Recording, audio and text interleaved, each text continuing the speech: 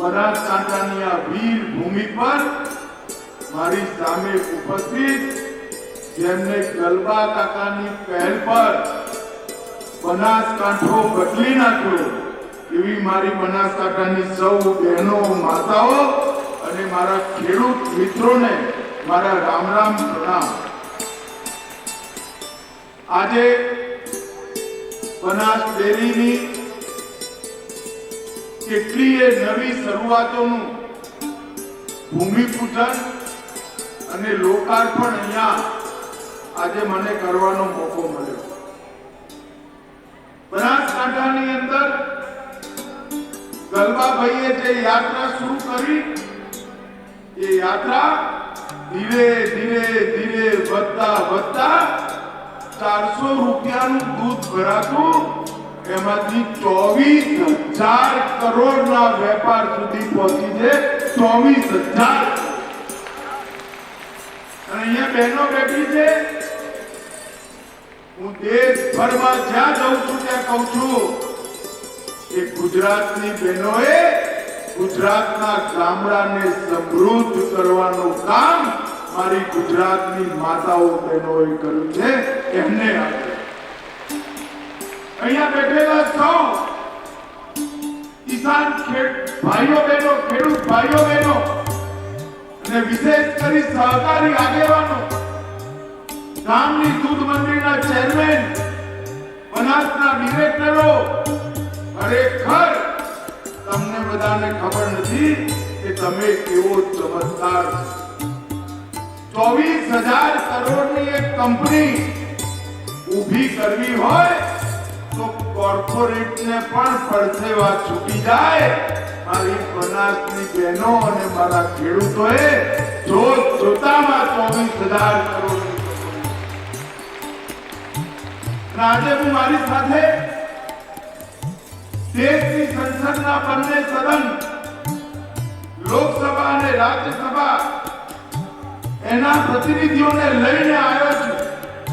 2 દિવસથી એ લોકો અહીંયા છે અને જાન્યુઆરીમાં દેશભરની બધી ડેરીના 250 ચેરમેન અને મેનેજિંગ ડાયરેક્ટર આવવાના છે તમારો પરાક્રમ જોવા માટે, તમારો ચમત્કાર જોવા માટે કે બનાસકાંઠાએ શું।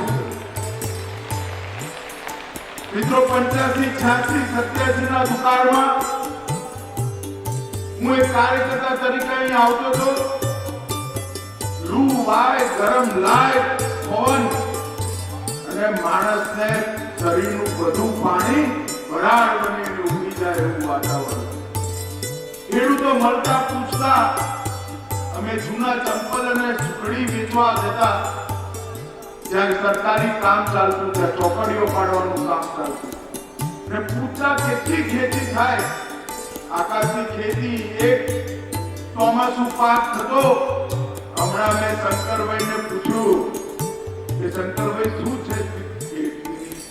એમને કહ્યું સાહેબ 3 પાક આજ મારા બનાસકાંઠાનો ખેડૂત 3 પાક મગફળી વાવે, બટાકા કરે, કોઈ ઉનાળુ બાજરો કરે અને ચોમાસાનો પાક।